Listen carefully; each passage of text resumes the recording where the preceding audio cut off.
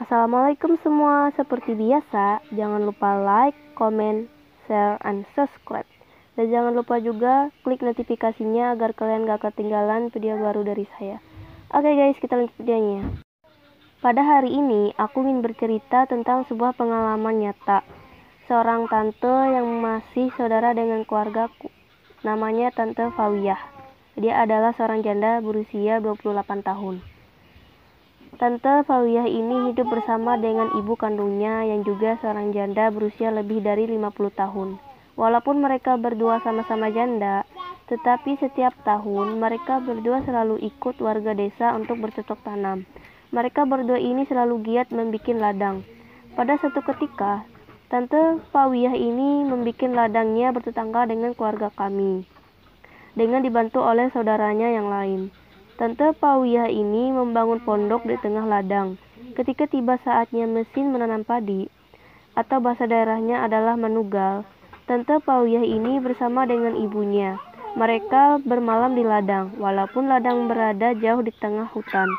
Mereka tidak merasa takut karena masih ada banyak tetangga yang juga bermalam di ladang tersebut. Pada hari ini, aku ingin bercerita tentang sebuah pengalaman nyata. Pengalaman nyata ini terjadi pada seorang tante yang masih saudara dengan keluargaku. Namanya Tante Fawiyah. Panggilannya Pau. Dia seorang janda berusia 28 tahun. Tante Pau ini hidup bersama dengan ibu kandungnya yang juga seorang janda berusia lebih dari 50 tahun. Walaupun mereka berdua sama-sama janda, tetapi setiap tahun mereka berdua selalu ikut warga desa untuk bercocok tanam. Mereka berdua ini selalu giat membuat ladang. Pada suatu ketika, Tante Pau ini membuat ladangnya bertetangga dengan keluarga kami, dengan dibantu oleh saudaranya yang lain. Tante Pau ini membangun pondok di tengah ladang. Ketika tiba saatnya musim menanam padi, atau bahasa daerahnya adalah menugal, Tante Pau ini bersama dengan ibunya. Mereka bermalam di ladang, walaupun ladang berada jauh di tengah hutan. Mereka tidak merasa takut karena masih ada banyak tetangga yang juga bermalam di ladang. Pagi hari Jumat, kaum laki-laki pada pulang ke kampung untuk menunaikan salat Jumat berjamaah, sekalian mencari bahan pokok untuk biaya hidup di ladang selama musim tanam padi.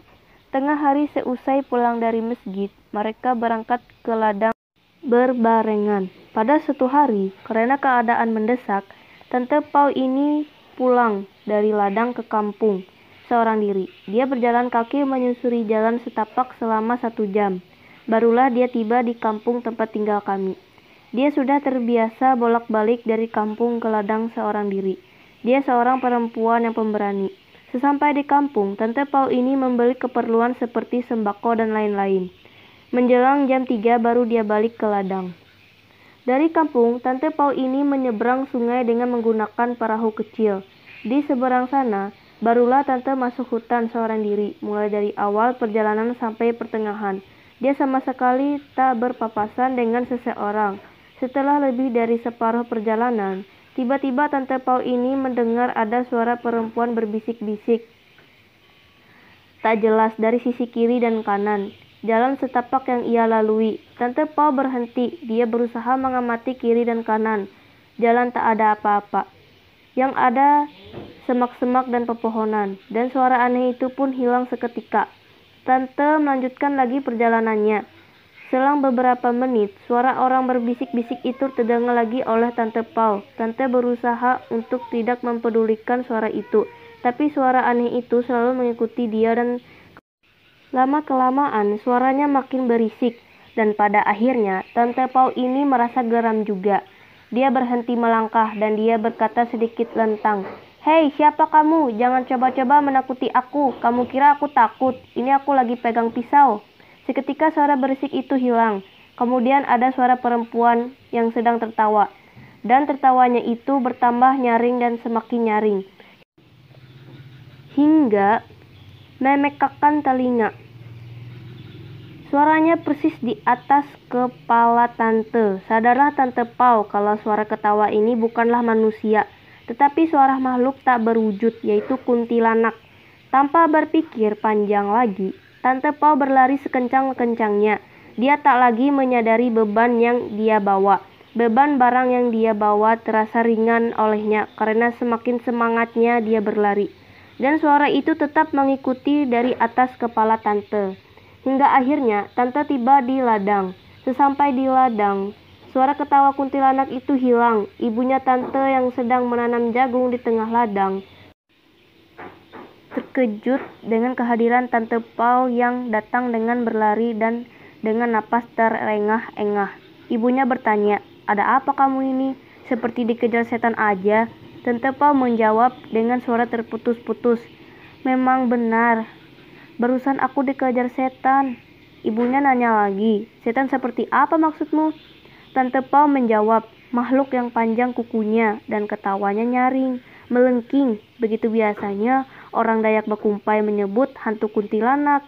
Ibunya berkata lagi, "Makanya kalau mau kepergian itu, baca doa dulu supaya kita dijaga oleh Yang Maha Kuasa." Si Tante nyahut lagi, "Ya, aku memang lupa baca doa." Tante dan ibunya pun istirahat pulang ke pondok. Dan sejak kejadian itu, Tante Pau kapok kepergian sendirian. Dia merasa trauma dengan kejadian yang menimpa dirinya. Nah, kisah nyata yang aku ceritakan hari ini sudah selesai sampai di sini ya.